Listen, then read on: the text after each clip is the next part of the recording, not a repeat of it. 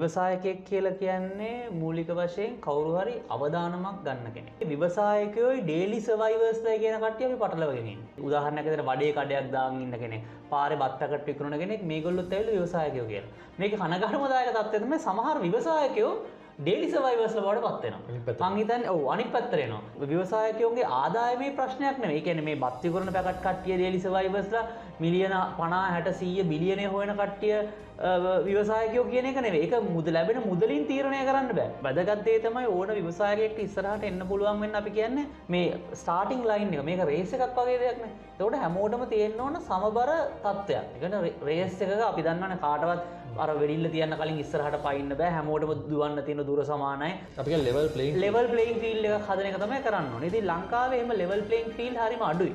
මොකද ලංකාවේ විශාල වශයෙන්ම ව්‍යවසායකයෝ කියලා අපි කියන කට්ටිය බිහි වෙලා තියෙන සංජය මගේ දැනුම හැටියට ගොඩක් බලපත්‍ර හිමි කට්ටිය.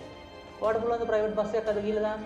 ව්‍යාපාරයක් කරන්න බලපත්‍රයක් ගන්න තැන ඉඳලා රූපවාහිනී නාලිකාවක් පටන් ගන්න බලපත්‍රයක් ගන්න තැන ඉඳලා පස් බලපත්‍රයක් ගන්න තැන ඉඳලා හැමෝම මේ බලපත්‍ර හිමි කට්ටියට විතරයි මුදල් ලැබෙන ක්‍රමයක් තමයි විශේෂයෙන්ම ලංකාවේ. ඉතින් බලපත්‍රයක් ලැබුණාට පස්සේ ඕන කෙනෙක්ට ඒ වැඩේ කරන්න පුළුවන්. ඒ කියන්නේ සාමාන්‍යයෙන් ටයිල් එකක් ලෝක වෙළඳ පොලේ ගන්න පුළුවන් ගානට වඩා දෙගුණයක් සාමාන්‍ය මිනිස්සෙක් ගෙවන්න ඕන. ඒක අනිත් පැත්තේ තේරුම මොකද්ද?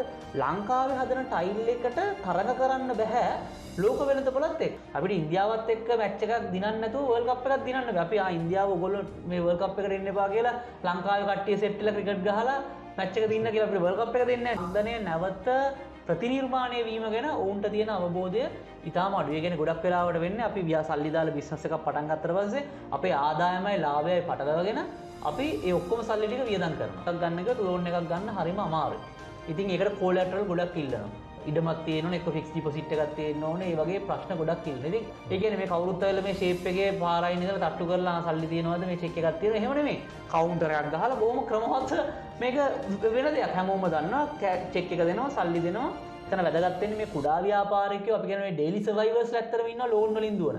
ඒගොල්ලොන්ට යම් මුදලක් දීලා ඒගොල්ලොම ව්‍යවසායක කැටගරි එකට තල්ලු කරගන්න එක තමයි කරන්න ඕනේ. රටවල් එක්ක යන්න පුළුවන් විදිහට තරඟකාරී වෙලා ඉකොනොමිස් ඔෆ් ස්කේල් හදාගන්න. මොකද අපේ ජනගහනය පොඩි හින්දා. අපි ඇවිල්ලා ඒ ප්‍රතිපත්ති අනුගමනය කරාම අපි තවත් පස්සට යන එක තමයි වෙන්නේ. මොකද අපිට දීලා තියෙන ප්‍රශ්න පත්‍ර දෙකක්. ආර්ථිකය පිට රටවල් එක්ක තරඟ කරන්න විවෘත කිරීම මේ අපේ දේශීයත්වයට පිටුපායාමක් කියලා. ඒක තමයි දේශීයත්වය නගා සිටවන්න තියෙන එකම ක්‍රමය. කොහොමත් ලංකාවේ දෙයක් ගන්න කැමති ඒ මිලටයි ඒ ගුණාත්මක භාවයයි එක්ක ඊට වඩා පොඩ්ඩක් මිල වැඩි වුණත් මං හිතන්නේ ලංකාවේ මිනිස්සු ගන්නේ මං කියන්නේ සුළු ප්‍රමාණයකින් ලංකාවේ දෙයක් නිසා.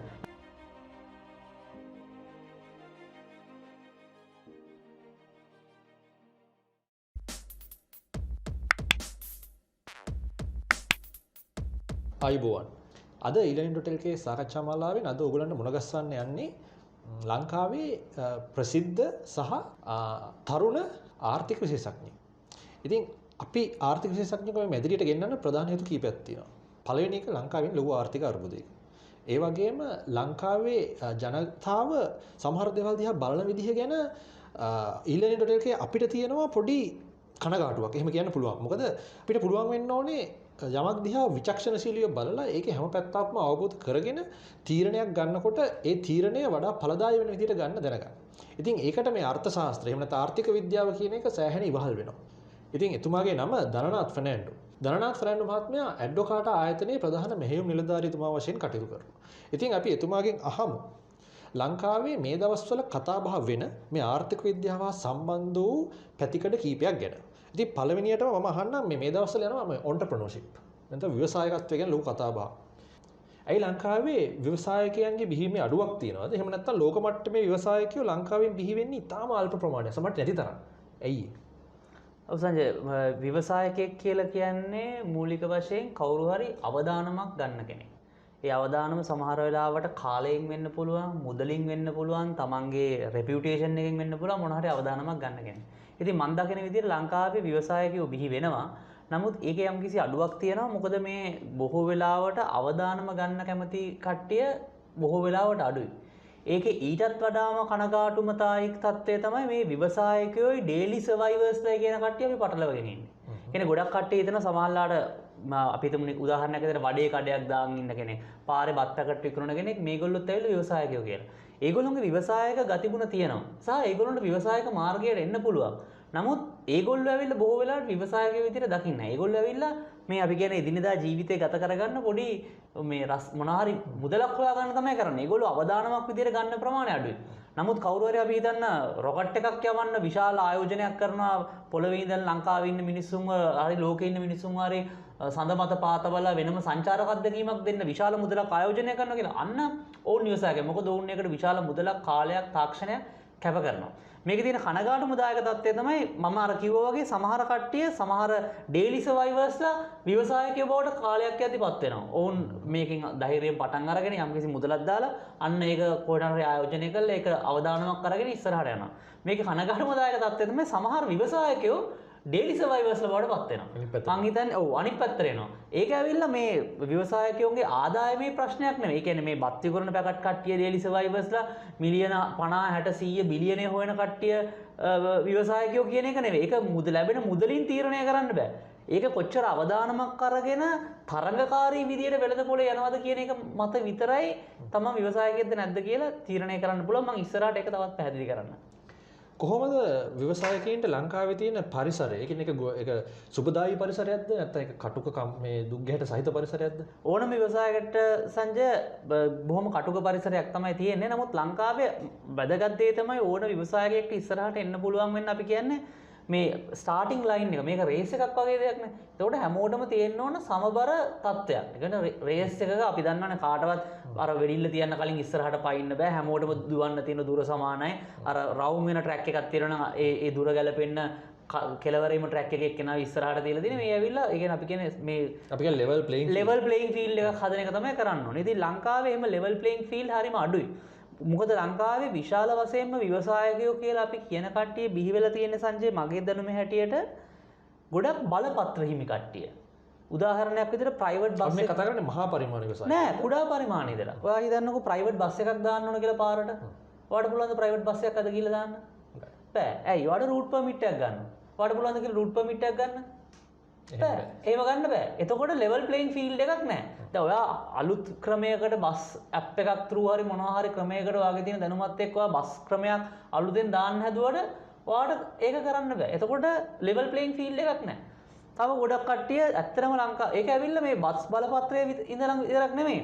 ව්‍යාපාරයක් කරන්න බලපත්‍රයක් ගන්න තැන ඉඳලා රූපවාහිනී නාලිකාවක් පටන් ගන්න බලපත්‍රයක් ගන්න තැන ඉඳලා පස් බලපත්‍රයක් ගන්න තැන ඉඳලා හැමෝම මේ බලපත්‍ර හිමි කට්ටියට විතරයි මුදල් ලැබෙන ක්‍රමයක් තමයි විශේෂයෙන්ම ලංකාවේ තියෙන්නේ. ඉතින් බලපත්‍රයක් ලැබුණාට පස්සේ ඕන කෙනෙක්ට ඒ වැඩේ කරන්න පුළුවන්. දැන් ඔයාටයි මටයි මොනවාට හරි බලපත්‍රයක් දුන්නොත් වෙන කාටවත් ඒකට එන්න දෙන්නේ නැත්තම් අපි දෙන්නටත් නිකම්ම සල්ලි හම්බ කරන්න පුළුවන්. නමුත් තරඟකාරී මට්ටමක් තියෙද්දි තමයි ව්‍යවසායකයෝ බිහි වෙන්නේ. ඒකේ තේරුම ඕනම කෙනෙක්ට ඕනම වෙලාවක ඕනම දෙයක් කරන්න පුළුවන් මේ මාකට් එකට පොඩි රෙගියුලේෂන්ස් අවශ්‍ය නැහැ කියන එකත් නෙමෙයි ඒකේ තේරුම. ඒ කියන්නේ ඕන කෙනෙක්ට ඇවිල්ලා මේකට පැනලා ඕන විකාරයක් කරන්න පුළුවන් කියන එකත් නෙමෙයි. රෙගියුලේෂන්ස් තියෙන්න අවශ්‍ය. නමුත් ඒක ඇවිල්ලා තියෙනුනේ ලෙවල් ප්ලේයින් ෆීල්ඩ් එකක් හදන රෙගියුලේෂන් තමයි තියෙන්න ඕන. ඒ කියන්නේ හැමෝම සම මට්ටමකට ගේනීමේ රෙගියුලේෂන්ස් මිසක්ක එක එක ව්‍යාපාර ශාස්ත්‍රයට මැණික් කට්ටියට වෙනම බලපත්‍ර, රත්තරන් කට්ටියට වෙනම බලපත්‍ර, ප්‍රයිවට් බස් කට්ටියට වෙනම බලපත්‍ර, පස් කපන කට්ටියට වෙනම බලපත්‍ර, ගස් කපන කට්ටියට වෙනම බලපත්‍ර, වැලි කපන කට්ටියට ඔහොම බලපත්‍ර තිබ්බට පස්සේ හැමෝම දේශපාලඥයන් මත යැපිලා තමයි යම්කිසි මුදලක් හොයාගන්නේ. මොකද මම බලපත්‍රයක් ගන්න අනිවාර්යයෙන්ම දේශපාලන බලපෑමක් තියෙනවා. එහෙම නැත්නම් බලපත්‍ර ලබා ගැනීමේ ක්‍රමවේදය ලෙවල් ප්ලේයින් ෆීල්ඩ් එකක් වෙන්න ඕනේ. මේ එකක්වත් ලෙවල් සාධාරණ වෙන්න ඕනේ. ඒ එකක්වත් ලෙවල් ප්ලේයින් ෆීල්ඩ් නැති වුණාට පස්සේ තමයි මේ ප්‍රශ්නේ ඇති වෙන්නේ. ඉතින් ඒ අතින් ගත්තට පස්සේ මම දකින විදිහට ලංකාවේ ව්‍යවසායකයෝ ප්‍රශ්න දෙකක් තියෙනවා. එකක් තමයි ලෙවල් ප්ලේයින් ෆීල්ඩ් එකක් නැහැ. දෙවෙනි එක තමයි අපි ඩේලි සර්වයිවර්ස්ලා ව්‍යවසායකයෝ පටලවගෙන ඉන්නේ.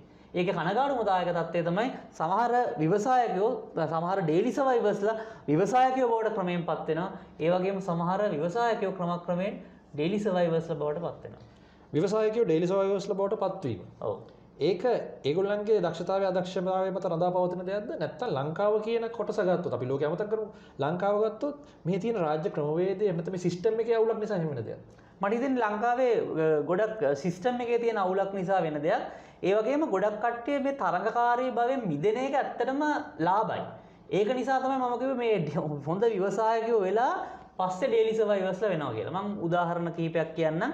එකක් තමයි දැන් විශාල වශයෙන් ලංකාවට අපි කියන්නේ මේ වෝල්ටයිල් ෆ්ලෝටයිල් ගෙන්වීම සම්බන්ධයෙන් විශාල අපි කියන්නේ ඉම්පෝර්ට් කරන තහනම් කරලා තියෙනවා. දැන් මේකට කියන ගොඩක් කියන මතයක් තමයි මේ ඉම්පෝර්ට් කරද්දී ලංකාවේ තියෙන විදේශ විනිමය යම් ප්‍රමාණයක් යනවා කියන එක. ඒකේ යම්කිසි සත්‍යතාවයක් තියෙනවා. නමුත් ඇත්තටම දැන් ඒ ඉම්පෝර්ට් කරද්දී යම්කිසි බදු මුදලක් ගහනවා. නමුත් දැන් ඒ වෝල් ටයිල් ෆ්ලෝ ටයිල් වගේ එකකට මේ වැට් බද්ද අඩු කරන්න කලින් තිබ්බ ටැරිෆ් රේට් එක, ඒ කියන්නේ ලංකාවට එනවට ගහන බද්දක් තිබ්බ ඒක 107ක්. වැට් එක අඩු කරාට පස්සේ 90ක් 92ක් විතර බද්දක් වදිනවා. එතකොට ඒ කියන්නේ සාමාන්‍යයෙන් ටයිල් එකක් ලෝක වෙළඳ පොලේ ගන්න පුළුවන් ගානට වඩා දෙගුණයක් සාමාන්‍ය මිනිස්සෙක් ගෙවන්න ඕන. ඒක අනිත් පැත්තේ තේරුම මොකද්ද? ලංකාවේ හදන ටයිල් එකට තරඟ කරන්න බෑ ලෝක වෙළඳ පොලත් එක්ක. එතකොට දැන් මේ ගොඩක් වෙලාවට කරන්නේ මේ ටයිල් හදන කට්ටිය ගිහිල්ලා ආණ්ඩුවට බල කරනවා මේකට ලොකු බද්දක් දාලා දෙන්න කියලා. දැම්මට පස්සේ වෙන කාටවත් ටයිල් ලංකාවට ගේන්න බෑ. එතකොට ලංකාවේ ඉන්නේ ටයිල් නිෂ්පාදකයෝ බොහොම කීප දෙනයි. ඔලිගොපොලි එකක් තියෙන. එතකොට ඉතින් පිටින් කාටවත් ගේන්නත් බැරි නම් ලංකාවේ වෙන ටයිල් හදන කට්ටියත් නැත්තම් ඉතින් නිරායාසයෙන්ම මෙතන ඒකාධිකාරයක් හරි නැත්තම් ඔලිගොපොලි එකක් හරි ක්‍රියේට් වෙනවා. ඉතින් එතකොට මං කිව්වේ ඒකයි. එතකොට ඒගොල්ලෝ වක්‍රාකාරයෙන් ඩේලි සර්වයිවර්ස්ලා වෙලා. ඒගොල්ලෝ පිට රටත් එක්ක තරඟ කරන්න කැමැත්තක් නැහැ. එතකොට තරඟ කරන්න කැමැත්තක් නැත්තම් ඔවුන් ඒ කියන්නේ අවදානමක් ගන්න කැමැත්තක් නැහැ. එතකොට ඔවුන් ව්‍යවසායකයෝද කියන ප්‍රශ්නේ නැවත ඒක ඔවුන්ගේ සතු ව්‍යවසායක ගතිගුණ තියෙනවා. නමුත් ඇත්තට මෙහෙම තරඟ කරා නම් තමයි අපිට එක්ස්පෝර්ට් කරන්න පුළුවන්. මොකද නැත්තම් අපි දැන් අපේ රටට ටැරිෆ් බැරිය එකක් දාලා තිබ්බට අනිත් රටවල් වලට ටැරිෆ් බැරියස් දාන්න බෑනේ. එතකොට අපි එක්ස්පෝර්ට් කරද්දී කොහොමත් අර ලෝකේන තරඟට මුහුණ දෙන්න වෙනවා. ඉතින් ඒ තරඟට මුහුණ දෙන්න අපහසු වෙලා මේක කරගෙන යන්න අපහසුයි. ඉතින් ඒක නිසා තමයි මම කියන්නේ තරඟකාරීත්වය ගැන තමයි හිතනකොට මට ওই වගේ උදාහරණ ගණනාවක් දෙන්න පුළුවන්. අපේ තියෙන ශේෂ්ත්‍ර ගණනාවක ওই වගේ විශාල ටැරිෆ් බැරියර්ස් තියෙනවා. ඉතින් ඒකේ තේරුම ගොඩක් කට්ටිය හිතනවා මේ ඕගොල්ලෝ කියන විදිහට ලංකාවෙන් සල්ලි පිටරට යනවා මේ අයියෝ අපේ විදේශ විනිමය අඩු වෙනවා කියලා. නමුත් අනිත් පැත්තේ විදේශ විනිමය අඩු වෙනවා කියන එක නමුත් විදේශ විනිමය අඩු වෙනවා කියන එක සත්‍යයක්. නමුත් අපිට පුළුවන් ඒක ගලප ගන්න මේ බැරියර් එකක් දාලා නෙමෙයි. අපිට පුළුවන් වෙනවනේ මේක තරඟකාරී වෙලා අපි විදේශ රටක් එක්ක තරඟ කරන්න ආවට පස්සේ අන්න එදාට අපිට කොහොමද ඕන්න තරගෙන් පරද්දන්න පුළුවන්. මේක ඇවිල්ලා වර්ල්ඩ් කප් එකක් වගේ වැඩක් නෑ. අපිට ඉන්දියාවත් එක්ක මැච් එකක් දිනන්න නැතුව වර්ල්ඩ් කප් එකක් දිනන්න බෑ. අපි ඉන්දියාව ඔයගොල්ලෝ මේ වර්ල්ඩ් කප් එකට එන්න එපා කියලා ලංකාවේ කට්ටිය සෙට් වෙලා ක්‍රිකට් ගහලා මැච් එක දින්න කියලා අපිට වර්ල්ඩ් කප් එක දෙන්නේ නැහැ. ඉතින් මේක ලෝකෙත් එක්ක තරඟ කරද්දී අනිවාර්යෙන් ඒකට මුහුණ දෙන්න වෙනවා. ඒක තමයි මම හිතන්නේ ව්‍යවසායකයෝ මතක තියාගන්න. ඉතින් ලංකාවෙන් දැන් හිතමුකෝ ජපානය ගත්තොත් Honda කම්පැනි එකට Toyota කම්පැනි එක. මම හිතන්නේ ඒවැයි ආර්ථික ආදායම ලංකාවේ GDP එක වගේ කීප ගුණයක්.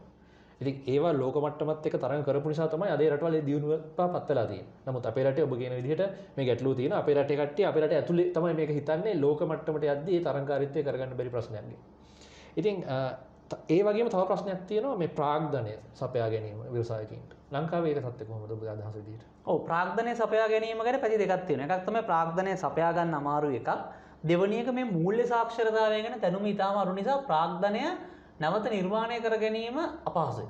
මොකද ඒකෙදි මම විශාල වශයෙන් දකින්නේ බොහෝ දෙනෙක්ට ප්‍රාග්ධනය තිබ්බට මම මුලින්ම කතා කරන මූල්‍ය සාක්ෂරතාවය ගැන ප්‍රාග්ධනය නැවත ප්‍රතිනිර්මාණය වීම ගැන ඔවුන්ට තියෙන අවබෝධය ඉතාම අඩුයි. ඒ කියන්නේ ගොඩක් වෙලාවට වෙන්නේ අපි සල්ලි දාලා බිස්නස් එකක් පටන් ගත්තට පස්සේ අපේ ආදායමයි ලාභයයි පටලවාගෙන අපි ඒ ඔක්කොම සල්ලි ටික වියදම් කරනවා. නමුත් හරි විදිහට නම් වෙන්න ඕනේ අපි කියන්නේ සල්ලි තමයි ආයෝජනය කරන්න ඕනේ. ගොඩක් වෙලාවට අපි කරන්නේ ප්‍රාග්ධනය වියදම් කරගෙන අපිට නැවත ආයෝජනය ප්‍රතිනිර්මාණය කරගන්න විදියක් නැහැ. ඊට පස්සේ රෝල කියන්නේ අපි අන්න හරි. ඊට පස්සේ අපිට සල්ලි නැවත නිර්මාණය වීම අඩුයි.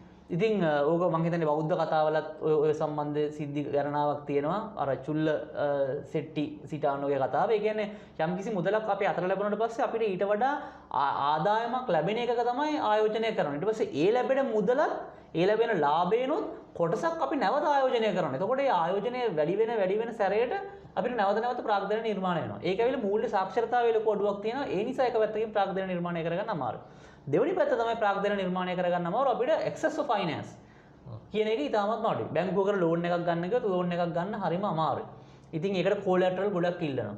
ඉඩමක් තියෙනවනේ, එක්ක fixed deposit එකක් තියෙන්න ඕනේ. මේ වගේ ප්‍රශ්න ගොඩක් ඉල්ලනවා. ඉතින් එහෙම ගත්තාට පස්සේ ගොඩක් අපේ ඉන්න ව්‍යවසායකයන්ට අපේ ප්‍රාග්ධනය ලබා ගන්න අමාරුයි. ඒක ලංකාවේ තියෙන ගොඩක් ශුද්‍ර හා අපි කියන්නේ මේ ශුද්‍ර හා මධ්‍ය පරිමාණික ව්‍යාපාර සහ මෙසෝ සෙක්ටර් එක කියලා තියෙනවා. ඒගොල්ලෝ තමයි වැඩිපුර ඉන්නේ. ඉතින් ඒගොල්ලොන්ට ඇවිල්ලා සමහර මේ ගොඩක් කට්ටිය බිස්නස් එක රෙජිස්ටර් කරගෙනවත් නැහැ. ඉතින් රෙජිස්ටර් කරගෙනවත් නැත්නම් කොහොමද බැංකුවට ගියාට පස්සේ ලෝන් එකක් ගන්න අමාරුයි. ඉතින් ඒ නිසා ඔවුන්ට ඒ ඇක්සස් ෆයිනන්ස් කියන එකේ ලොකු අපහසුතාවයක් තියෙනවා. හැබැයි වෙළඳපොළ ක්‍රියාත්මක වෙන්නේ හරි පුදුම විදියට. එහෙම වෙච්ච ගමන්ම වෙන්නේ ගොඩක් වෙලාවට කළු මාකට් එකක් නැත්නම් බ්ලැක් මාකට් එකේ සල්ලි තියෙන ඕන තරම්. උදාහරණයක් විදියට මම ඉන්නේ මොරටුවේ මම මේක කල්ලුත් කියලා තියෙනවා. මට චෙක් එකක් අරන් ගියොත් මිලියන 10ක මට දැන් මිලියන 10 දීලා මට මිලියන 10ක් කෑෂ් ගන්න පුළුවන් මාස 3ක චෙක් එකක් දුන්නොත්. හැබැයි මං ගෙවන්න ඕනේ පොලිය. කොච්චර පොලියක්ද? මාසෙකට 10%ක්. කියන අවුරුද්දකට 120ක පොලියක් ගෙවන්න. ඉතින් එහෙම වෙළඳපොළක් හැදිලා තියෙන්නේ බැංකුව වලින් පහසුවෙන් සල්ලි ගන්න අමාරු හින්දා. ඉතින් මේ ඒක ඇවිල්ලා මේ මොරටුවේ වෙන දේ මම හිතන්නේ මේක දැකලා ඉවරලා මේ පොලිසිය එහෙමයි කියලා මොරටුව බලන්න. නමුත් ඒක බොහොම මේ ප්‍රොෆෙෂනලි වෙන දෙයක්.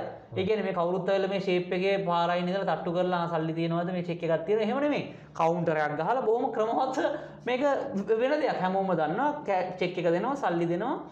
ඒ චෙක් එක තව කාලයකට අතර යනවා. මේක මහා ඒක මම හිතන්නේ මොරටුවේ නෙමෙයි කොටුවේ හැමතැනම මේක වෙන දෙයක්. ඉතින් ප්‍රාග්ධනය හොයාගන්න අමාරුක තමයි මේකට ප්‍රශ්නේ. ඉතින් එහෙම වුණාම වෙළඳපොළ හැසිරෙන්නේ මේ විදිහට. ඉතින් ඒකට සාමාන්‍ය මිනිස්සු විශාල මුදලක් 120ක පොලියක් කියලා කියන්නේ විශාල මුදලක් දෙගුණ ලොකු ප්‍රමාණයක් ගෙවන්න ඕන. ඉතින් ඒ හැමෝම දවස ගාන එකතු කරන්න ඕන. සමහරවිට මාස ගාන ගේ ළඟට වෙන එකතු කරන්න පොතක් දීලා තියෙනවා. ඉතින් ඕකම තමයි ඔය ලංකාවේ තියෙන ශුද්‍ර මූල්‍ය අර්බුදය කියලාත් කියන්නේ. මේ ඔය ගොඩක් කාන්තාවෝ එහෙම ඊටම අපහසුතාවයට පත් වෙලා දෙනවා. ඒ ඇවිල්ලා ඉතින් ලංකාවේ මුදල් ගන්න ක්‍රමවේදයක් නිසි පරිදි නැති නිසා තමයි මම හිතන විදිහට ඒක වෙලා තියෙන්නේ. මම අහලා තියෙනවා මේ සංවර්ධන බැංකුව සහ වාණිජ බැංකුව වල වෙනසක් තියෙනවා කියලා. ලංකාවේ තියෙන සංවර්ධන බැංකුවද වාණිජ බැංකුවද? ලංකාවේ බොහෝ තියෙන්නේ වාණිජ බැංකු. සංවර්ධන බැංකු කිහිපයක් තිබෙනවා. නමුත් ඒ ක්‍රමවේදය මම හිතන්නේ තව ඉස්සරහට අරන් එන්න ඕනේ. මොකද ඒ වගේ අර සංවර්ධන බැංකු තිබුණා නම් මම හිතන්නේ මේ ප්‍රශ්නේ තවදුරටත් යම්කිසි ප්‍රමාණයකට සමනය වෙනවා. හැබැයි ඉතින් සංවර්ධන බැංකු වලට යොමු වෙන්න ඕනේ විශාල වශයෙන් මේ පෞද්ගලික ආයතන සහ එකතු වෙලා තමයි කරන්න ඕනේ. මොකද රාජ්‍යටත් මේකට සම්බන්ධ වෙන්න පුළුවන්. මේකේ තරඟකාරී බව තියාගෙන. නමුත් එක බොහෝ වෙලාවට වෙන දෙයක් තමයි මේ සංවර්ධන බැංකු දාන්න ගත්තට පස්සේ රාජ්‍යාංශයම මේකට මැදිහත් වෙනවා. උනාට පස්සේ ඒත් අර මං ගන්න ලයිසන් එකක් ගන්නවා වගේ තමයි. සංවර්ධන බැංකුවකින් සල්ලි ටිකක් ගන්න නම් ඒ දන්න කෙනෙක් කරාම යන්න ඕනේ ගන්න. එහෙම නැත්නම් දන්න විශාල මුදල් විතරයි ලබා දෙන්නේ. ඉතින් මෙතන වැදගත් වෙන්නේ මේ කුඩා ව්‍යාපාරිකයෝ අපි කියන්නේ මේ ඩේලි සර්වයිවර්ස්ලා ඇත්තටම ඉන්නවා ලෝන් වලින් දුවන. ඒගොල්ලොන්ට යම් මුදලක් දීලා ඒගොල්ලොම ව්‍යවසායක කැටගරි එකට තල්ලු කරගන්න එක තමයි කරන්න ඕනේ. එහෙම නැත්නම් මේ ප්‍රශ්නේ අපි විෂම චක්‍රයක් වගේ වෙනවා. සංජය මම කලින් කියපු එකට එක දෙයක් එකතු කරන්නම් අර විදේශ විනිමය එළියට යනවා කියපු එකට. ඒතකොට බොහෝ දෙනෙක් කියන තව කතාවක් තමයි මේ ලෝකේ අනිත් රටවලුත් මේ වගේ ආරක්ෂණවාදී ප්‍රතිපත්ති අනුගමනය කරනවා කියලා. ඔව් සමහර ලෝකේ රටවල් එහෙම කරනවා. මම මේක නෑ කියන්නේ. ඒක මේ අපි විතරක් කරන දෙයක් විතරක් නෙවෙයි. ලෝකේ අනෙක් රටවලුත් කරනවා. නමුත් අපිට තියෙන මේ ලෝකේ සමහර අනිත් රටවල් වල තියෙන විශාල වාසියක් තමයි ඔවුන්ගේ ජනගහනය හරි විශාලයි. අපි ඉන්නේ මිලියන 20ක් විතර. චීන ගත්තොත් එහෙම බිලියනයකට වඩා ජනගහනයක් ඉන්නවා. අනිත් රටවලත් එහෙම. එතකොට ඔවුන්ගේ විශාල දේශීය වෙළඳපොළක් තියෙද්දි ඒ වගේ සමහරලාට දෙයක් කරලා යම් තාක් දුරකට දරා ගන්න පුළුවන්. මොකද ඒගොල්ලොන්ගේ ඇතුළෙම විශාල භාණ්ඩ ප්‍රමාණයක් නිපදවන්න පුළුවන්. අපි කියන ඉකොනොමීස් ඔෆ් ස්කේල් එක ගන්න. කියන විශාල භාණ්ඩ ප්‍රමාණයක් නිපදවද්දී නිකම්ම භාණ්ඩයේ මිල අඩු වෙනවා. ඉතින් ලොකු වෙළඳපොළක එහෙම පොඩි ආරක්ෂණවාදී එකක් දාගෙන ඉස්සරහට ඒ කියන්නේ ඉකොනොමීස් ඔෆ් ස්කේල් එක ගන්න ටික දුරක් යන්න ඕන. නමුත් ලංකාවේ ඉන්නේ මිලියන 22යි. ඉතින් එතකොට පොඩි දෙයක් වුණත් හදද්දි එහෙම අපිට අපි වගේ රටවල් කරන්න ඕනේ ටිකක් අනිත් රටවල් එක්ක යන්න පුළුවන් විදිහට තරඟකාරී වෙලා ඉකොනොමීස් ඔෆ් ස්කේල් හදාගන්න. මොකද අපේ ජනගහනය පොඩි හින්දා. අපි ඇවිල්ලා ඒ ප්‍රතිපත්ති අනුගමනය කරාම අපි තවත් පස්සට යන එක තමයි වෙන්නේ. මොකද අපිට දීලා තියෙන ප්‍රශ්න පත්‍ර දෙකක්. අපි එකම උත්තරේ අරගොල්ලෝ කරන නිසා අපිත් ඒක කරන්න ගත්තොත් එහෙනම් අපි විභාගේ ෆේල් වෙනවා. මොකද අපි ඒගොල්ලෝ ලියන ප්‍රශ්න පත්‍රයේ ප්‍රශ්න වෙන එකක්, අපි ලියන ප්‍රශ්න පත්‍රයේ වෙන එකක්. ඉතින් ඒ නිසා අපි ඒක අවබෝධ කරගෙන තමයි මම හිතන්නේ අපි ඉස්සරහට යන්න ඕනේ. මම හිතන්නේ ඔබ ප්‍රවේශය ගත්තේ මගේ ඊළඟ ප්‍රශ්නෙට. මොකද මේ ලංකාව පත්වලා දෙන ණය අර්බුදය සහ මේ ආර්ථික අර්බුදයෙන් ගොඩ එන්න කෙටි කාලින සහ දීර්ඝ කාලින විසඳුම් මොනවද කියන එක ගැන අපි දැනනත් එක්ක කතා කරන්නද සූදානම් වෙලා ඉන්නේ. ඉතින් එතකොට මම ওই ප්‍රශ්නෙට මම දිගුවක් විතර ගන්නම්. අපි දන්නවා 1970 77 වගේ කාලය තුර ලංකාවේ මේ දැඩි ආරක්ෂණවාදී පිළිවෙතක් එක ගියේ. සමාජයේ මතයක් පවතිනවා. ඒක නිසා අපි දේශීය කර්මාන්ත නගා සිටව ගත්ත යම් කිසි ලෙවල් එකකට. එතකොට ඒකෙන් තව අවුරුදු ඒ විදිහට තව අවුරුදු 5ක් 6ක් ගියා නම් විවෘතාර්ථිකයට පිවිසෙන්නේ නැතුව අපිට මේ ස්ව නිර්මාණ කරපු ඉන්දියාව දැන් ඔය කරගෙන යනවා වගේ ඊට වඩා හොඳට ඊට වඩා කලින් ආසියාවේ තත්ත්වයටපත් වෙන්න තිබ්බ කියලා ආර්ථික වශයෙන්.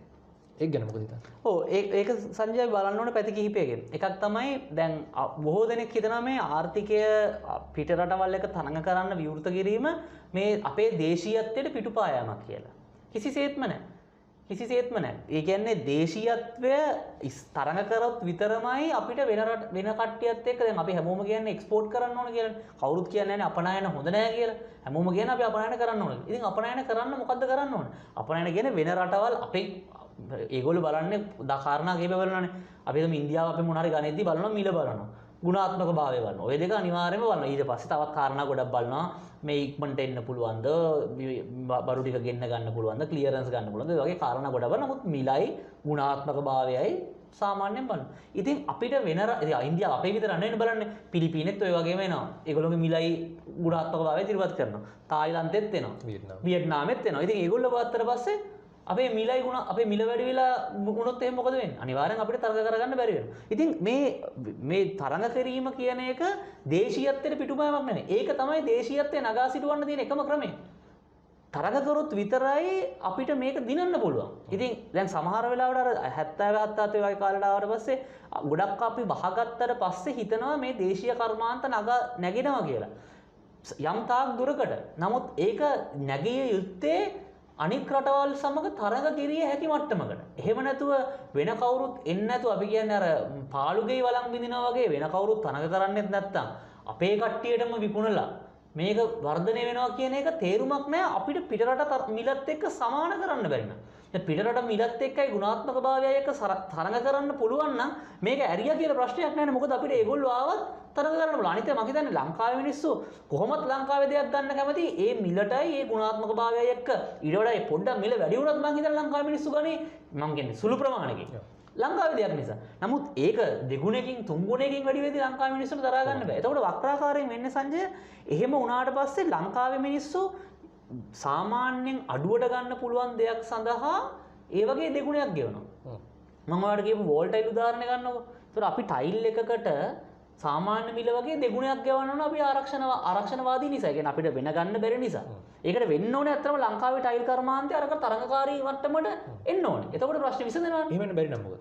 එහෙම වෙන්න බැරි නම් වෙන්නේ ලංකාවේ මිනිස්සුන්ට ලොකු ප්‍රශ්නයක් වෙනවා. නෑ මම හන්නේ ව්‍යාපාරේ පැත්ත. ව්‍යාපාරේ වහලා දානවා. නෑ ව්‍යාපාරේ වහලා දාන්න අවශ්‍යතාවයක් නෑ. මම කියන එක තරඟකාරී මට්ටමකට එන්න අවශ්‍යයි. මේක අපි තරඟකාරී නොවෙන්න අපි හැමදාමත් එතනම ඉන්න වෙනවා. ඒක ඇවිල්ලා හරියට සුසන්තිකා ඔලිම්පික් දිනද්දී ඒක අනිවාර්යෙන් අන්තර්ජාතික මට්ටමේ රේස් වලම දුවන්න එපේ. මේ ගමේ ස්පෝර්ට්ස් මීට්ස් වල දුවලා ඒකේ තේරුම ස්පෝර්ට්ස් මීට් වල දුවන්න බැරි ළමයි කියන එක නෙමෙයි. නමුත් අන්තර්ජාතික මට්ටමේ තරඟ කරද්දී ඒ ධාවන පතයට ඒ ඔඩියන්ස් එකට ඒ ලෙවල් එකට යන්න ඕන. ඒක තමයි තියෙන එකම විසඳුම. ඒකට එතනින් එහාට විසඳුමක් නැහැ. අපි නෑ මේ අපේ ගමේ මේ නියර දුවමු කියලා අපිට ඔලිම්පික් දුවන්න බෑ. නමුත් නියරෙන් හම්බ වෙච්ච ගැම්ම අපේ ඇඟේ තියෙනවා.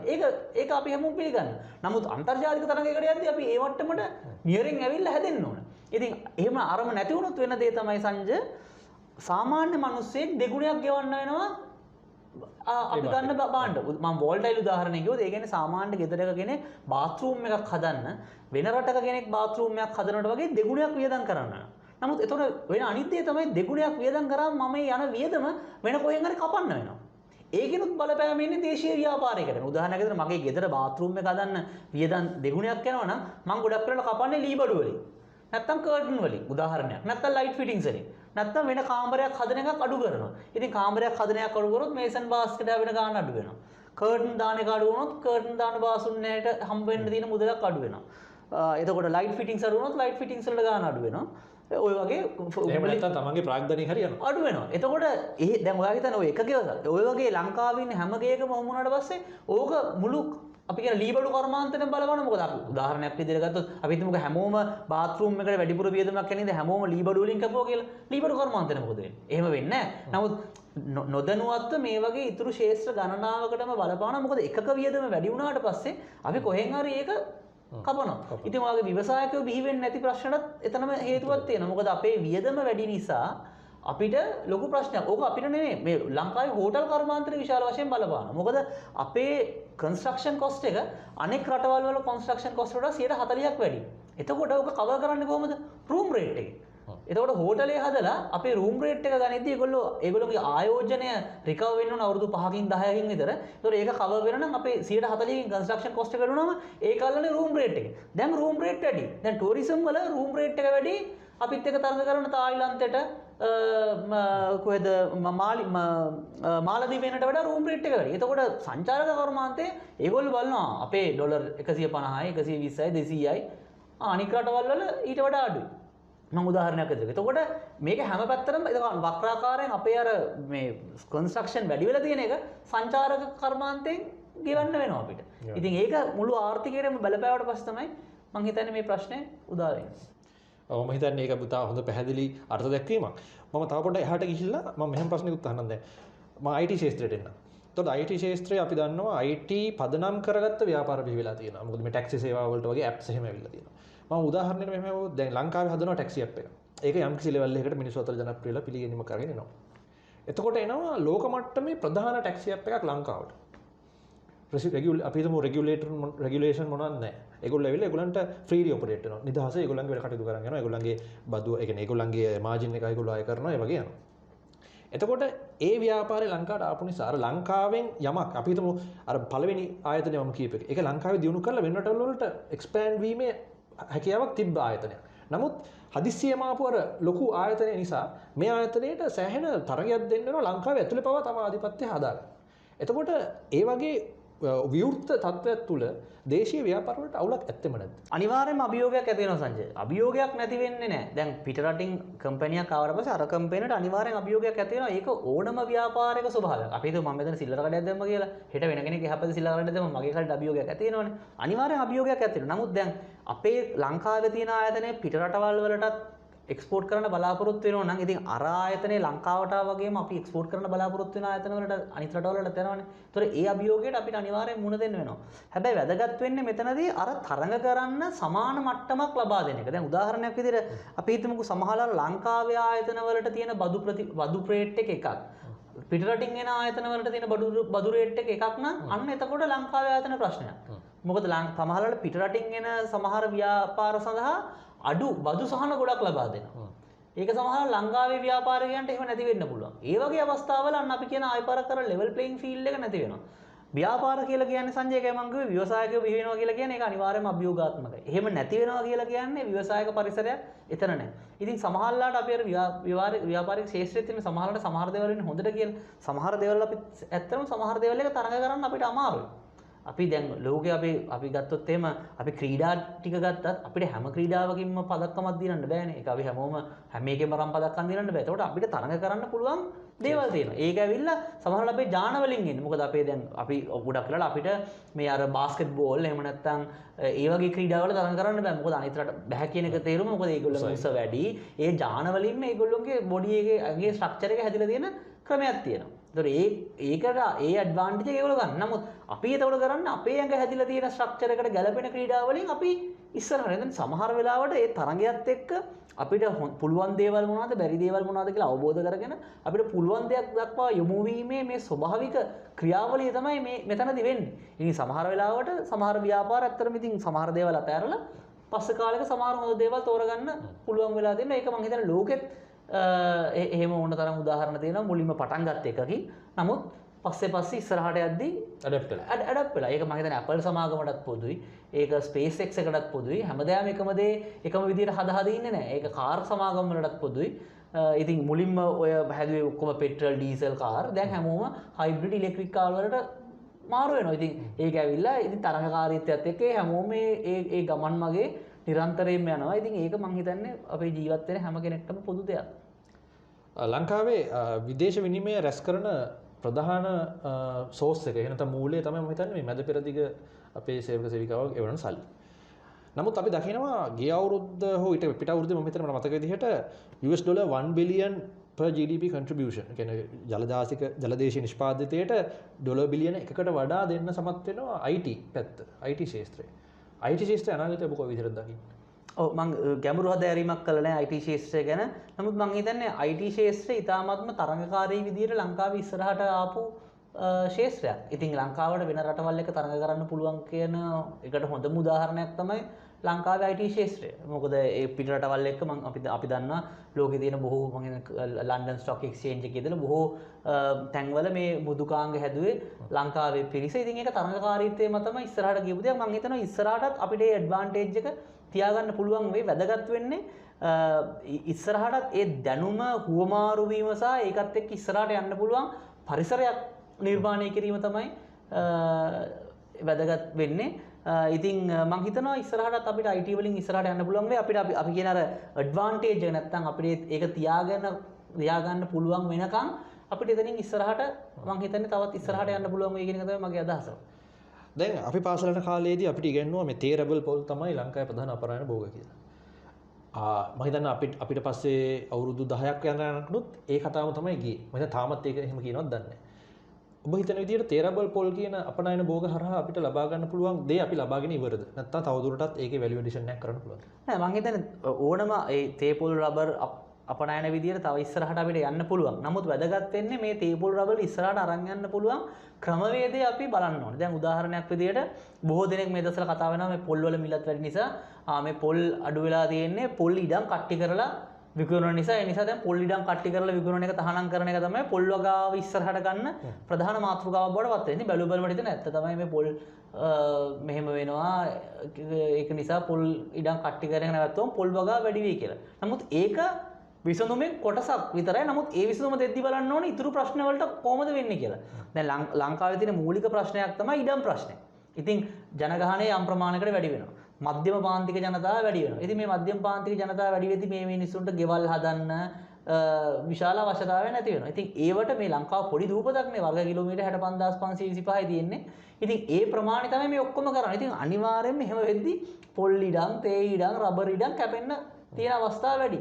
ඉතින් ඒ වගේ අවස්ථාවක අපිට ඒ වෙලාවට තමයි අපි කියන්නේ මේ පබ්ලික් පොලිසි කියන එක එන්න ඕනේ කියලා. ඉතින් ලංකාවේ පොල් ගත්තොත් එහෙම ඇත්තටම පොල් වෙලා එක හේතුවක් තමයි ලංකාවේ පොල් අඩු වෙන්න අපේ පොල් ඵලදාව අඩුයි. එක ගහකින් ලැබෙන ගෙඩි ප්‍රමාණය අඩුයි. දැන් කවුරුත් හිතන්නේ නැහැ නේද? දැනට මම දන්න තරමට මගේ මතකයේ නිවැරදි නම් එක ගහකින් ගෙඩි 90ක් 100ක් විතර තමයි ලැබෙන්නේ. කොච්චර කාලයකටද? අවුරුද්දකට. එක ගහකින්. මොකද අපේ තියෙන ගසුත් ගොඩක් පරණයි. දැන් එතකොට සමුත් සාමාන්‍යයෙන් මේක ඵලදාව වැඩි කරන්න පුළුවන් මම හිතන්නේ ගෙඩි 150කට විතර. ඒ කියන්නේ තියෙන ගාන වගේ 150ක් වැඩි කරන්න පුළුවන්. මගේ මතකයේ නිවැරදි නම් මේ දත්ත හරියටම නිවැරදි නොවෙන්න පුළුවන්. මම මතකයෙන් කියන්නේ. ඉතින් ඒකත් එක ඔප්ෂන් එකක් නේ. එතකොට අපිට ඉඩම් ප්‍රමාණය ඔහොමම තියාගෙන ඵලදායීතාවය වැඩි කරන්න පුළුවන්. ඉතින් ඒකට අලුත් ගස් දැන් පොල් ගහක් අද දාලා හෙට ගෙඩි ගන්න බෑනේ. ඉතින් කාලයක් ඇතුව ගස් දාන්න ඕනේ. ඒකට ගැලපෙන පෝර පාංශු ක්‍රම බලන්න ඕනේ. ඒ වගේම මේ ජාන තාක්ෂණය මත වැඩි ඵලදාවක් ලබා ගන්න පොල් ගන්න පුළුවන්ද කියලා බලන්න ඕනේ. ඒ වගේ සොලියුෂන්ස් ගැන හිතන්න නැත්නම් ඉඩම් කන්ට්‍රෝල් කරලා විතරක් මේක කරන්න හිතනවා නම් කවදාවත් මේක අපිට කරන්න බෑ. මොකද එහෙම කන්ට්‍රෝල් කරපු ගමන් ඔය ප්‍රශ්නේ වෙන පැත්තකින් පයින්නවා. ඒතර පොල් ඉඩම් කට්ටි කරන්නේ නැත්නම් කුඹුරු ගොඩ කරන්න ගන්නවා. එහෙම නැත්නම් තේවතුම කවන්න ගන්නවා. මොනවා එතකන් කලයා කවන්න ගන්නවා. මොනවා හරි කොටසකින් ඔය ප්‍රශ්නේ උඩු දුවනවාමයි. එක පැත්තකින් වහන්න ගත්තොත් එහෙම. ඒක නිසා ඒකට අර අපි කියන සස්ටේනබල් සොලියුෂන් එකක් දෙන වැරෙන්න අපි මේ කෑලි මේ ආර්ථිකය බලන්න ගියොත් එහෙම මේක කරගන්න හම්බ වෙන්නේ නැහැ. ඉතින් ලංකාවේ ඉඩම් වල ලොකු ප්‍රශ්නයක් තියෙනවා. මම මේ කියන ලියලා තියෙනවා. සාමාන්‍ය 18%ක් විතරයි පුද්ගලික ඉඩම් තියෙන්නේ. ඉතුරු 82%ම තියෙන රජයට. ඒ රජයට අයිති 82% අතරේ මම හිතන්නේ 27%ක 30ක විතර වනාන්තර ගහනයත් ඇතුළත්. ඉතින් මේ ඉඩම් ලංකාව පොඩි රටක් නිසා වනාන්තර ගහන කීයද? මට මතක විදිහට 27%ක් තමයි ලංකාවේ මුළු භූමි ප්‍රමාණයෙන් තියෙන්නේ. නමුත් අපි සමහර මාධ්‍යවල දකිනවා 16ක් 18ක්. ඔව් මම කියන්නේ මම දැකපු දත්ත අනුව සමහරවිට ඒක දැන් අඩු වෙලාද වැඩි වෙලාද කියලා දන්නේ නැහැ. මම දැකපු දත්ත අනුව සාමාන්‍යයෙන් කියන්නේ 30ක් විතර තමයි මම හිතන්නේ වනාන්තර ගහනේදීත් අර එක වනාන්තර වර්ග තියෙනවා. ඒ අනුව තමයි මම දැකපු දත්ත අනුව මම ප්‍රකාශ කරේ. ඉතින් මේක කාලයක් එක්ක අඩු වුණා අතරම තිබ්බ ප්‍රමාණයෙන් මේ 1900 මම හිතන්නේ 70 ගණන් වල තිබ්බ ප්‍රමාණයෙන් පහෙන් එකක් විතර වනාන්තර ගහනේ අපි අඩු වෙලා තියෙන්නේ දැන් තිබ්බ ප්‍රමාණයට වඩා.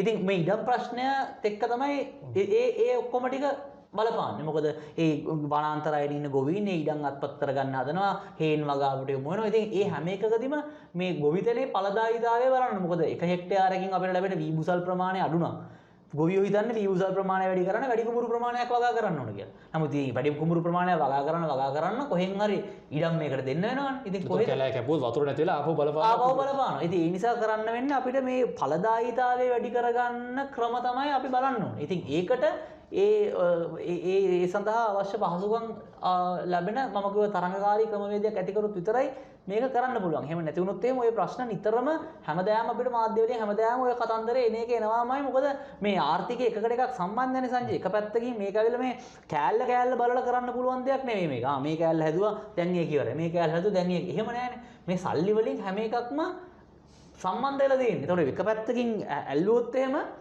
අනිත් හැම පැත්තටම මේක බලපානවා. ඉතින් ඒක අපි මම හිතන්නේ ආර්ථිකයක් කළමනාකරන්නේ මුලින්ම තේරුම් ගන්න ඕන අන්න ඒක. මගේ ඊළඟ ප්‍රශ්නේ වුණත් කොහොමද පරිසරයත් එක්ක ධර්මීය සංවර්ධනයකට යන්නේ කියලා. ඉතින් ඔබට ඒකට යමක් ඇඩ් කරන්න පුළුවන්. ඒ කියන්නේ දැන් ඔබ කතා කරා මේ ඉඩම් සම්බන්ධයෙන්. දැන් අපි දකිනවා මේ දවස්වල මේ පරිසරය ගැන ලොකු මේ කතා බහක් ඇති වෙනවා, පරිසර විනාශ වෙනවා එහෙම කතාව. පරිසරයත් එක්ක කොහොමද බැලන්ස් එකේ ආර්ථික සංවර්ධනයක් කරන්නේ? අනිත් රටවල වල කොහොමද උදාහරණ? ඔව් පරිසරයත් එක්ක කරන්න මම කිව්වා වගේ ලංකාවේ අනිවාර්යෙන් පරිසරයත් එක්ක මේ බොහොම අපි කියන්නේ පරිසරයට යම්කිසි බලපෑමක් ඇති වෙනවා සංවර්ධන කටයුතු කරද්දී. ඒක අපිට නවත්තන්න බෑ. ඔව් අනිවාර්යයෙන්ම බලපෑමක් ඇති වෙනවා. ඉතින් අපි බලන්න ඕන මම අර කලින් කිව්වා වගේ මේ තියෙන තත්ත්වයක් එක්ක කොහොමද ඵලදායීතාවය වැඩි කර ගැනීමෙන් යම්කිසි අඩු බලපෑමක් ඇති කරගන්න පුළුවන්ද කියලා. ඉතින් ඒකට තාක්ෂණය සහ යම්කිසි ආයෝජනයක් අවශ්‍යයි.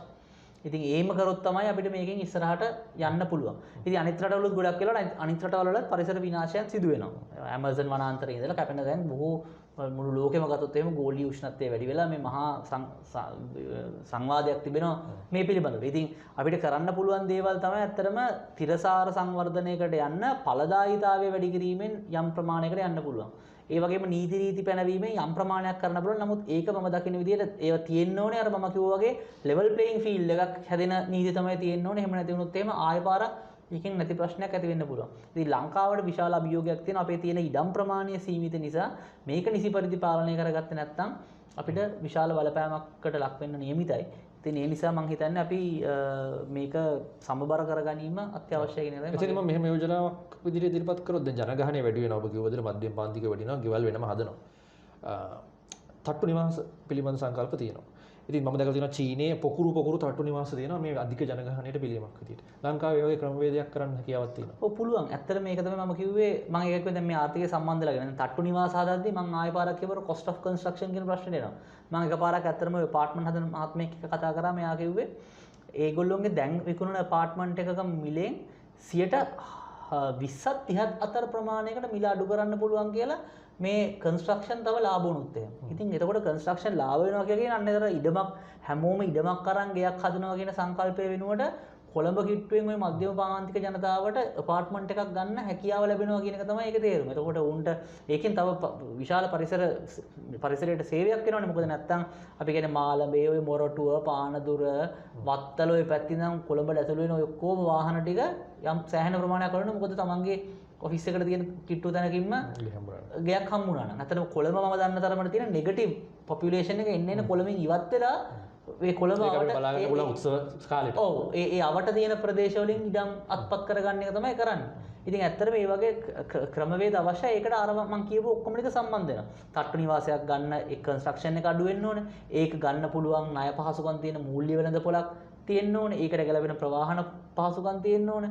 ඒ එක්කම ඒකට ගැලපෙන එනර්ජි මොකද ඔය හැම apartment එකක් හදද්දීම ඕක හදද්දීම මම හිතන්නේ විදුලි බල මණ්ඩලයට අපි කියන්නේ අපේ භාෂාවෙන් කියන heart attack එකක් එනවා. මොකද ඕකට විදුලිය සපයන්නේ කොහොමද කියලා. ඉතින් ඒකට ගැලපෙන විදුලි බල එකක් තියෙනවා. විදුලි බලය සපයන්න අපි නිතර ගල් අඟුරු නම් තෙල් නම් දහනය කරන්නේ. නැවතත් ඒක අපේ account එකට මැඩ් වෙනවා. ඒ වගේ මේකට import කරන්න ගත්තට පස්සේ නැවත වරක් ඒ import එකට අපි මං හිතන්නේ මේ ඩොලර් රැක ගන්න කියලා ටයිල් ගේනවට import control එකක් දැම්මත් එක ඒක නිසා මිල වැඩි වෙලා අපිට තෙල් import කරන්න වෙනවා නම් එකම ඩොලර් තමයි යන්නේ. එකම ඩොලර් බාස්කට් එකෙන් තමයි එළියට යන්නේ. ඉතින් ඒ වගේ මේ සම්බන්ධ වෙලා තියෙන පැති ගණනාම දිහා බලනකොට අපද්‍රව්‍ය කළමනාකරණය ගැන මොකද මේ apartment තිබ්බට පස්සේ ඔක්කොම අපද්‍රව්‍ය එක තැනකට එකතු වෙන්නේ.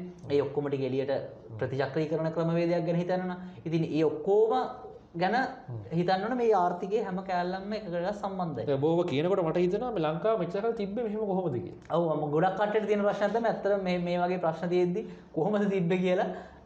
ඉතින් කොහොමද? ඒක තමයි ඇත්තටම ඉතින් අඩුපාඩු මැද්ද තමයි අපි ආවේ. නමුත් ඉතින් අර වෙළඳපොළවල් කියන එකත් සංජය ක්‍රියාත්මක වෙන්නේ එක පැත්තකින් ප්‍රශ්නයක් වෙද්දී වෙළඳපොළ විසින්ම ඒකට ප්‍රතිචාරයක් එනවා. ඒක සමහරවිට මිල අධිකයි.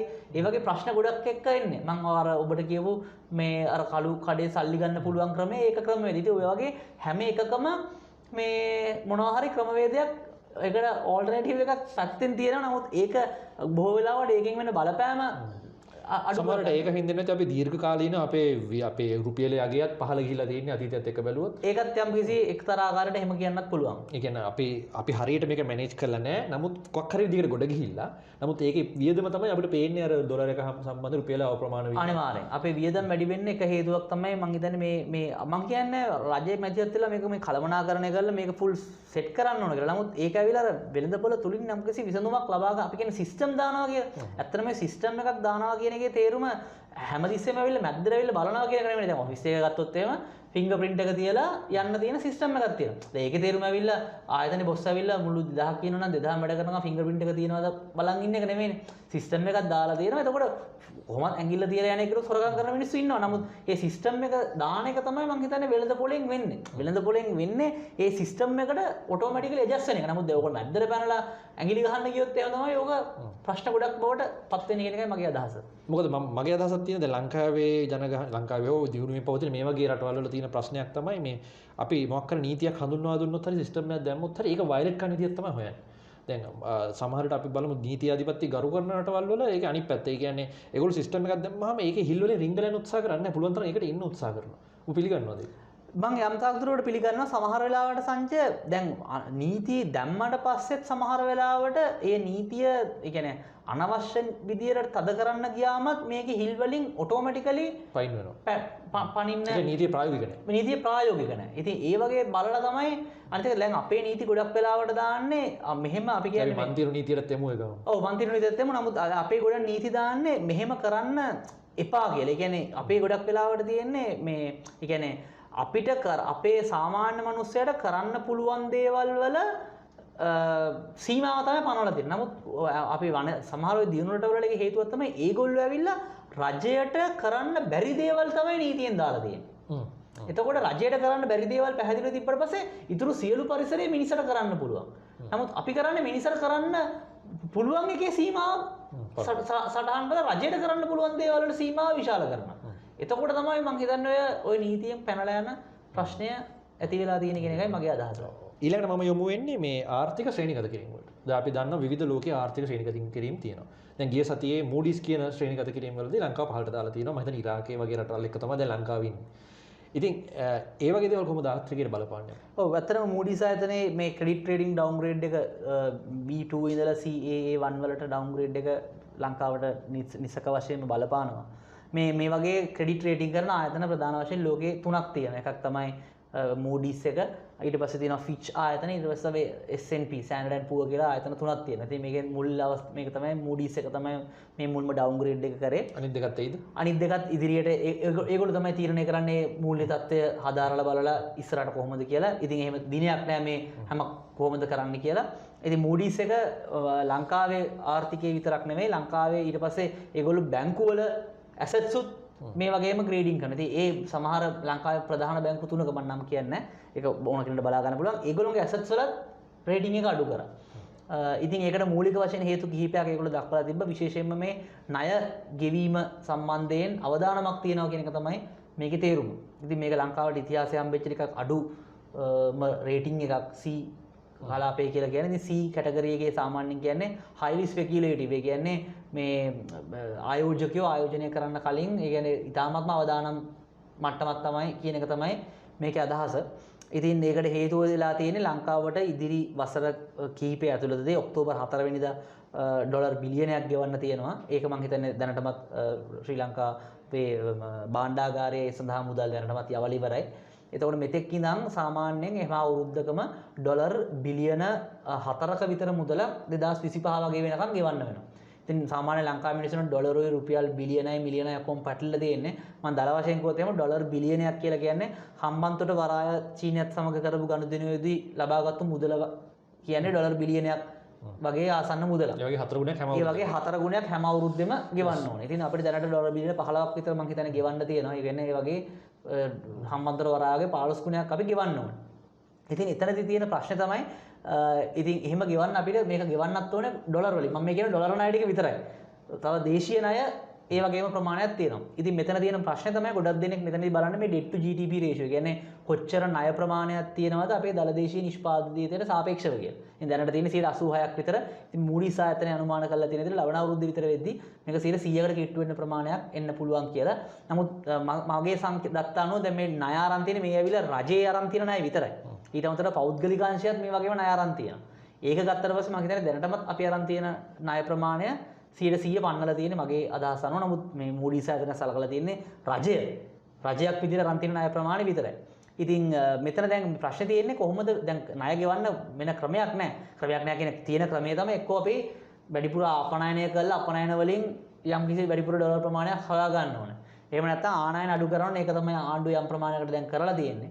ඒකේ තරම් හොඳ ක්‍රමයක් විදිහට මම දකින්නේ නැහැ. නමුත් ආණ්ඩුවේ ඉතින් කරන්න දෙයක් නැති නිසා මේක මේ බොහොම අපහසු අවස්ථාවක් නිසා ඒ ක්‍රමයටත් යන්න වෙලා තියෙනවා.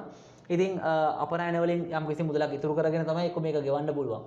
එහෙම නැත්නම් දැන් රෝල් ඕවර් තමයි කරන්න වෙන්නේ. කියන්නේ ණය තාවකින් කවකාගෙන් හරි අරගෙන අර ඉන්න ළඟ කියන්නේ තව වැඩි කාලයක් ඉල්ලලා අරගෙන ගෙවන්න පුළුවන්. සමහර වැඩි පොලියට වෙන්නත් පුළුවන්. වැඩි පොලියට වෙන්නත් පුළුවන්. දැන් ඒක තමයි වෙන ප්‍රශ්නේ. දැන් රේටින් එක අඩු කරාට පස්සේ ආයි දැන් ඉල්ලන්න යද්දි අනේ මට මේ දෙන්න කියලා පොලිය වැඩි කරනවා. එතකොට පොලිය වැඩි වෙනවා. ඒක තමයි තියෙන ප්‍රශ්නේ. ඒ වගේම සමහර කට්ටියට නීතියෙන්ම දෙන්න බෑ. ඒ කියන්නේ සමහර ෆන්ඩ්ස් තියෙනවා ලෝකේ ඉන්වෙස්ට් කරද්දී ඔය ඇවිල්ලා ලෝකේ එක එක තියෙනවානේ එන්ඩෝමන්ට්ස් ෆන්ඩ් එක එක සල්ලි තියෙන කට්ටිය ලෝකේ විවිධ රටවල් වල වැඩිපුර මුදල් ලැබෙන තැන්වල ආයෝජනය කරනවා.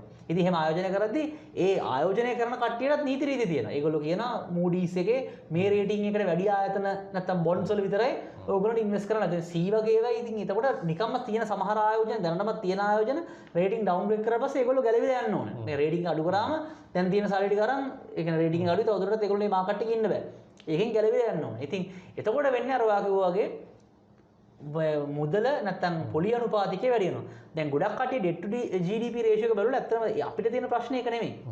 අපිට තියෙන ප්‍රශ්න තමයි ලංකාවේ ආදායමට සාපේක්ෂව අපේ පොලියට ඉදිරියට ගෙවන්න තියෙන මුදල ගොඩක් වැඩි. සාමාන්‍යයෙන් ලංකාවේ බදු ආදායමෙන් 47%ක්ම යන්නේ ණයවල පොලිය ගෙවන්න. කැපිටල් එකක් නෙමෙයි. කැපිටල් එකක් නේ පොලිය ගෙවන්න. ඒතකොට ඒක තමයි අපිට තියෙන ලොකුම බලපෑම. බොහෝ කට්ටිය මේකට තර්ක කරනවා debt to GDP ratio එක ප්‍රශ්නයක් නැහැ. ජපානයේ 200 ගාණක් තියෙනවා.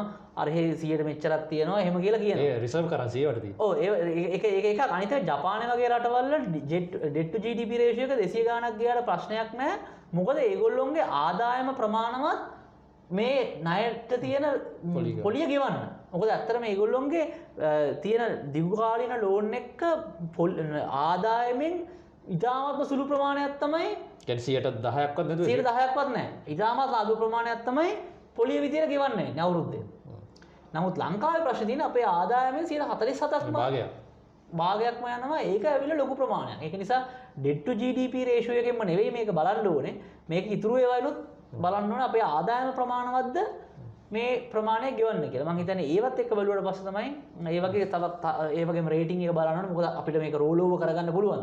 ජපානයේ ක්‍රෙඩිට් රේටින් එකම හොඳයි. එතකොට ඕන වෙලාවක වෙළඳපොළට ගිහපු ගමන් ඕන කෙනෙක් සල්ලි දෙන්න බලාගෙන ඉන්නවා. නමුත් ලංකාවේ දැන් මේ රේටින් එක ගන්නවට පස්සේ ගන්න අපහසු තත්ත්වයක් උදා වෙනවා. ඒ වගේ ගැටලු තමයි ලංකාවට තියෙන්නේ. ඒතකොට ලංකාවට හදිස්සියෙ මේ ණය ගෙවා ගන්න බැරි වුණොත් ජාතික සම්පත් මොහරි විකුණලා කීයක් කර හොයා ගන්න වෙයිද? ඒකත් එක ක්‍රමයක්. එහෙම කරන්නත් පුළුවන්. ඒ කියන්නේ අපේ තියෙන මොනවා හරි ආයෝජන ගේන්නත් පුළුවන් FDIs. නමුත් FDIs ඉදිත් අර ප්‍රශ්නෙම එනවා. එහෙම නැත්නම් ඉතින් දැනට තියෙන මොනවා හරි දෙයක් අපි කියන්නේ වෙන කාටරි පවල් රජයට අයිති යම් කිසි දේවල් පවරලා ඒ මුදල ලබාගෙන ගෙවන්නත් පුළුවන්. ඒකත් කරන්න පුළුවන්. තව එක ක්‍රමවේදයක්. හොඳයි. අපිට දැනට පේන විදිහට ලංකාවේ ගොඩක් තීරණ ගනිද්දී මේ ගොඩාක් සමාජයෙන් සමහර දේවල් වලට බලපෑම් එල්ල වෙනවා. මෙතෙන්දී ආර්ථික විද්‍යාවක් සැලකිය යුතුද? AI ඒකේ වැදගත්කම මොකක්ද? ඔව් සංජය මූලික දේ තමයි ආර්ථික විද්‍යාව හැමතැනම තියෙනවා. ඒක සලකන්නේ නැතුව කරන්න බෑ. ඒ මොකද මේ ආර්ථික විද්‍යාව කියලා කියන්නේ මිනිස්සු තීරණ ගන්න ක්‍රමවේදයක්නේ. එතකොට ඒක ඕනම වෙලාවක හැමතැනම තියෙනවා. ඉතින් ඒකෙන් පිටපැනලා කරන්න බෑ. මොකද ඒකේ තමයි අපි කියන්නේ සාමාන්‍ය මිනිස්සෙක් මේක කරන ක්‍රමවේදය. ඉතින් මේ ක්‍රමවේදය තමයි ඒ කියන්නේ ඒක තමයි ප්ලැට්ෆෝම් එක. ඉතින් ඒක මත තමයි ඊටු හැම එකම තියෙන. නමුත් ඒක තීරණය වෙන ඒක ප්‍රධාන කාරණයක්. ඊට අමතරව අනෙකුත් සාධකත් ඒකට තියෙන. ඉතින් පරිසරය ගත්තත්, මන්තිරු ගත්තත්, සමාජයේ සංස්කෘතික ඕන කාරණා ගත්තත් මේකේ ආර්ථිකමය කොටසක් අනිවාර්යයෙන්ම තියෙනවා. සෞඛ්‍ය ගත්තත් ඕන එකක ආර්ථිකමය කොටසක් තියෙනවා. ඉතින් ඒක තමයි සාමාන්‍යයෙන් අනිවාර්යයෙන්ම සලකලා බලන්න ඕන දෙයක්. ඒක ඕන දෙයක ඒක ඒ ආකාරයෙන්ම අපි උදාහරණයක් විදිහට ගත්තොත් එහෙම මේ දිනවල විශේෂයෙන්ම මිල පාලන මම උදාහරණයක් කියන්න බොහෝ මිනිස්සු හිතනවා මේ මිල පාලනයක් දැම්මට පස්සේ බඩුවල මිල අඩු වෙනවා කියලා. දැන් එතකොට හිතෙනවා දැන් උදාහරණයක් හාල් අපි හිතමු පොල් වල ගාන වැඩි පොල් වලට මිල පාලනයක් දානවා. අපි දන්නවා හැමෝම මොකද වෙන්නේ කියලා. මම කියනවා ආර්ථික විද්‍යාව බලපානවා කියලා. මොකද වෙන්නේ? මූලික දේ දැන් අද සුපර් මාකට් වල ගියොත් එහෙම පොල් නෑ නැත්තම් ගන්න පුළුවන් ගෙඩි 5යි. ඒතර ආර්ථික විද්‍යාත්මකව ඒගොල්ලෝ පොල් විකුණන ප්‍රමාණය අඩු කරලා දෙන්නේ. නැත්තම් මිනිස්සු දැන් ඒ ගානට ගන්න බැරි නම් මොකද වෙන්නේ? පොල් ටික විකුණන එක සම්පූර්ණයෙන් නතර කරනවා. මොකද නැත්තම් නීතියෙන් ඇවිල්ලා ප්‍රශ්න දානවා. එතකොට මිනිස්සුන්ට ලොකු ප්‍රශ්නයක්. දැන් හොඳ චේතනාවෙන් තමයි මේක කරන්නේ. මිනිස්සුන්ට අඩුවට පොල් දෙන්න කියලා. නමුත් ආර්ථික විද්‍යාවෙන් ඒක එහෙම මේ ආර්ථික විද්‍යාව සප්ලයි ඇන්ඩ් ඩිමාන්ඩ් එක ඔටෝමැටිකලි මැච් වෙනවා. එතකොට මිනිස්සු මේ ආණ්ඩුවෙන් ඇවිල්ලා කරදර කරනවා මේ ඇවිල්ලා දඩ ගහනවා. අපි එන පොල් විකුණන්නේ නැහැ. ඒ ආණ්ඩු නීති දාන්න බෑ පොල් විකුණන්නත් ඕන කියලා. එතකොට පොල් විකුණන්නේ. ආණ්ඩුවෙන් ගන්නට පොල් විකුණන්නේ. එහෙනම් ඒක ආණ්ඩුවෙන් පොල් විකුණන්නේ ගන්න ඕන. ඉතින් අනිත් පැත්තෙන් ඊට පස්සේ වෙන දේ තමයි නැත්තම් අර වගේ බ්ලැක් මාකට් එකේ විකිරනවා. උතර කොහෙවත් පොල් නැහැ. පොල් ඕන නම් තිබ්බ ගන්නත් අතර ලොකු ගානකට විතර. මේ ඉතින් මේ පාඩම අපි වතාවන ගණනාවක්ම මේ අපි ඉගෙන ගත්තා. ඕක ඇත්තටම වුණා මම ඊගෙන සටහනකුත් ගොඩක් කට්ටියක ලියපු වෙලාව මට බැන්නත් එක්ක අර කොවිඩ් කාලේ අර පරිප්පුස සැමන් වලට මේ මිල පාලනයක් දැම්මා. ඒක ඒ වෙලාවෙත් මම කිව්වා ඕක අමාරුයි කරන්න මොකද එහෙම වෙන්නේ නැහැ කියලා. ඉතින් ඒ වෙලාවේදී ඒක ඇත්තටම මේ සමහරකෝ මේ මුදලාල්ලා මේ කළු කඩකාරයෝ මේ මිනිස්සු මේ කොවිඩ් වෙච්චර අමාරු වෙලාවේදී මේක කරනවා කියලා. එහෙම නෙවෙයි. ඒ කියන්නේ තමන්ගේ කඩේට බඩු එද්දිම රුපියල් 100ට වඩා මිල වැඩි නම් මම සිල්ලර කඩ හිමියෙක් නම් මගේ කඩේට පරිප්පු කිලෝ එකක් එද්දිම ඒකේ මිල රුපියල් 100ට වඩා වැඩි නම් මට පුළුවන් ද රුපියල් 100ට විකුණන්න සංජය අනිවාර්යයෙන්ම විකුණන්නේ නැහැ නේ. ගන්න. ඒතර විකුණන්නේ නැහැ. ඉතින් මම මොකද කරන්නේ? එක්ක මම අනිවාර්යයෙන් වැඩි ගානට විකුණන්න ඕනේ. එක්ක මම විකුණන එක නවත්තලා මේ මිල පාලනය වෙනකන් ඉන්න ඕනේ. ඒතකොට එන මිනිහට පරිප්පු ගන්න විදියකුත් නැහැ. මොකද මම තියෙන පරිප්පු විකුණන්නෙත් නැහැ. ඉතින් ඒ වගේ ආර්ථික විද්‍යාත්මක ප්‍රශ්න එනවා. ඉතින් ඒ ආර්ථික විද්‍යාව මේ හැම තැනකම ඒ විදිහටම ඔයාගේ ව්‍යාපාරය ගත්තත් මගේ ව්‍යාපාරය ගත්තත් හැම තැනටම මේක බලපානවා. ඒක එහෙම නෙමෙයි අපි රස්සාවක් තෝරගන්න ගත්තත් අපි බලනවානේ. අපි පඩියත් බලලා පඩිය විතරම නෙවෙයි බලන්නේ. අපි බලනවා ගෙවතරට යන්න ළඟයිද බබා වැඩ කරගන්න පුළුවන්ද? ඔය වගේ ප්‍රශ්න ගොඩක් හැම එකකම තීරණ ගැනීමේ ක්‍රමවේදයක් තමයි ආර්ථික විද්‍යාව කියලා කියන්නේ. ඒකයි මම කිව්වේ ඒක එකකට එකක් සම්බන්ධයි. එතකොට අපි කෑල්ල බලලා මේක අර කේක් කෑලි කපලා වෙන වෙනම බලනවා වගේ මේක කරන්න බෑ. මේ එකකට සමස්තය විදිහට දකින්න අපිට පුළුවන් වෙනවා. දැන් ඔබ කිව්වා වගේ කලින් අර ඩොලර් සංචිතවල අඩුවීමක් තියෙනවා ලංකාවේ. දැන් මේ අවස්ථාවේදී සංස්කෘතික හා සමාජීය කාරණාවක් විදිහට මේ ගවමස් කෑම තහනම් කිරීමේ කතාවක් යනවා. ඊට පස්සේ මේ ගවමස් හැබැයි පිටින් රටෙන් ගෙන්නන්න පුළුවන්. එතකොට අර ඩොලර් බාස්කට් එකෙන්ම නේද යන්නේ. ඔව් ඉතින් ගවමස් වගේ දෙයක් විශාල සංස්කෘතික කාරණා ගණනාවකුත් එක්ක බද්ධ වෙලා තියෙන්නේ. ඉතින් අනිවාර්යයෙන්ම මේ තීරණයත් සමගම යම්කිසි ආර්ථිකමය කාරණා ගණනාවකුත් ඒ හා සමානව සිදු වෙනවා. ඉතින් මට පේන විදිහට එකක් තමයි ඔබතුමා වගේ අපි ආනයනය කරනවා නම් ඒ සඳහා යම්කිසි ඩොලර් ප්‍රමාණයක් වැය කරන්න වෙයි. ඒ වගේම විශාල සම්කර්මාන්තයක් තියෙනවා ලංකාවේ ක්‍රියාත්මක වෙන. එතකොට උන්ට යම්කිසි බලපෑමක් ඇති වෙයි. ඒක අපනයනයටත් යම්කිසි ප්‍රමාණයක් ලොකුම ප්‍රමාණයක් නෙවෙයි. නමුත් අපනයන සඳහා සම්කර්මාන්තයක් තියෙනවා. ඒකට යම්කිසි බලපෑමක් ඇති වෙයි. ඒ වගේම ගවමස් ඉම්පෝර්ට් කරලා ඒක ඩිමාන්ඩ් එක මැච් කරගන්න පුළුවන් නම් හරි. ඒ කියන්නේ ලංකාවේ පාවිච්චි වෙන ගවමස් ප්‍රමාණයක් ඇතිනේ. ඒ ගැන මට තොරතුරක් නැහැ. නමුත් ඒ ප්‍රමාණයට ගැලපෙන්න එක්ක ඉම්පෝර්ට් කරන්න වෙනවා. එතකොට ඒක කරගන්න බැරි වුණොත් එහෙම ඒ කන මස් ප්‍රමාණයට ගැලපෙන ප්‍රමාණයක් වෙන එකකින් පාවිච්චි කරගෙන මේ වෙන කුකුල් මස් වෙන්න පුළුවන්, මාළු වෙන්න පුළුවන්, එහෙම වෙන්න පුළුවන්. ඒක සම්පූර්ණයෙන් වෙනවා කියලා මම කියන්නේ. සමහර කට්ටිය කතාරේ, සමහර කට්ටිය වෙන වෙන ඕල්ටර්නටිව්ස් වලට යයි. ඒ වෙනුවට පාවිච්චි කරන්න පුළුවන් වෙන වෙනවට. ඒතකොට ඒවයි මිල යම් කිසි ප්‍රමාණයකට වැඩි වේ. ඒවට ඉල්ලුම වැඩිනකොට පස්සේ ඒවට යම් කිසි ප්‍රමාණයකට වැඩි වේ. ඒතකොට ඒවට ඒ කර්මාන්තවත් එක්ක සම්බන්ධ තියෙන අනිත් කර්මාන්ත. දැන් උදාහරණයකට කුකුල් මස් කර්මාන්තය, බිත්තර කර්මාන්තය ගත්තොත් එහෙම ඒවයි ගොඩක් වෙලාවට කුකුළුන්ගේ කෑම විදියට දාන්නේ බඩිරිගු. එතකොට ඒ කුකුල් මල් ඩිමාන්ඩ් එක කරනොත් එහෙම ඒකට ඕන බඩිරිගු ඩිමාන්ඩ් එකත් වැඩි වෙනවා. බඩිරිගු එක පරිප්පු ගන්න අමාරුයි. ඔව් එතකොට ඒ සම්බන්ධම කියන්නේ සප්ලයි චේන් එකටම ඒක බලපානවා. ඒකයි මේක එකකට එකක් සම්බන්ධ. ඒතකොට ඒ හැම එකකටම ඒක අනිත් එක ඒක සමහරලාට එහෙම අසෙස් කරගන්නත් බෑ. මොකද අපි දන්නේ නැහැ මේකෙන් තව කොහෙට මේක සම්බන්ධ වෙලා තියෙනවද කියලා. ඉතින් එතකොට ඒ වෙන්න ගත්තම තමයි පේන්නේ. වෙන්න ගත්තට පස්සෙම ගොඩක් වෙලාට පේන්න පටන් ගන්න. ඉතින් ඒ සම්බන්ධ ඒම තීරණයක් අරන් තියෙනවා නම් ඒක සම්බන්ධ ඉතින් ඒ වෙළඳ පොලේ ඒ හා සම්බන්ධ වෙනස්කම් සහ ඇඩ්ජස්ට්මන්ට්ස් ඒ විදිහට වෙයි කියන එක තමයි මගේ මතවාදය. එතකොට ආර්ථික විද්‍යාව අනුව සහ සාමාන්‍ය දැනීම අනුව මේ හැමදේම එකිනෙකට සම්බන්ධයි. අපි තීරණයක් ගන්නේ දෙක ක්‍රියාත්මක කරද්දී බලන්න ඕනේ දහසකුත් දේවල් තියෙනවා. මොකද අපි කතා කරන්නේ මේ රටක ස්කේල් එක. අපිට තනි පවුලක් ඇතුලේ කරන පොඩි ගණිතයක් නෙමෙයි. ඉතින් ඒ වගේ දේවල් වලදී මේ ආර්ථික විද්‍යාව සෑහෙන උපකාරී වෙන හැටි තමයි අද දණ්ඩාත් මහත්මයා අපිට පැහැදිලි කරේ. මම හිතන්නේ ඕගොල්ලන්ටත් සෑහෙන දැනුමක් මේ සාකච්ඡාවෙන් ලැබෙන්නේ නැති. අපි ඉදිරියේදී දරණාත් මහත්මයා සමග මේ වගේ ආර්ථික කරුණු පිළිබඳව සාකච්ඡා කරන්න බලාපොරොත්තු වෙනවා. අද සම්බන්ධලා හිටපු ඔයගොල්ලෝ හැමෝටම ස්තුතියි. අපේ channel එක subscribe කරලා නැත්නම් පල්ලෙහා subscribe button එක ඔබන්න. ඒ වගේම මේ සම්බන්ධයෙන් ඔයගලන්ට counter argument එකක් එහෙම නැත්නම් ප්‍රතිතර්කයක් තියෙනවා නම් පල්ලෙහා comment box එක තියෙනවා. ශිෂ්ට විදිහට අපේ අදහස් පළ කරන්න පුළුවන්. එහෙනම් අද සාකච්ඡාව මෙතනින් හමාරයි. බොහොම ස්තුතියි ඔබට. බොහොම ස්තුතියි.